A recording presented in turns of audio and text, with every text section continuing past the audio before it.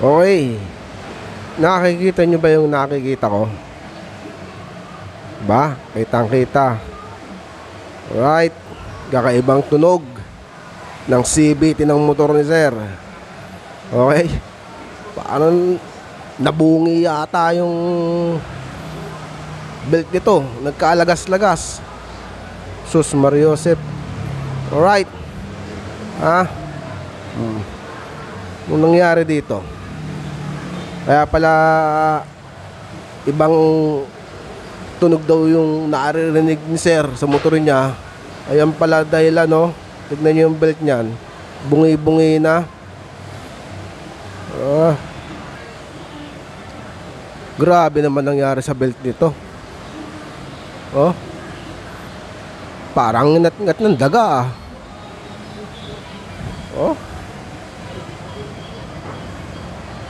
Oh. Parang ngat-ngat ng daga. Grabe naman to. Oh, palitan natin ang genuine to. Oh, kasi eto daw sa labas lang nabili ni sir eh. So ayan, oh.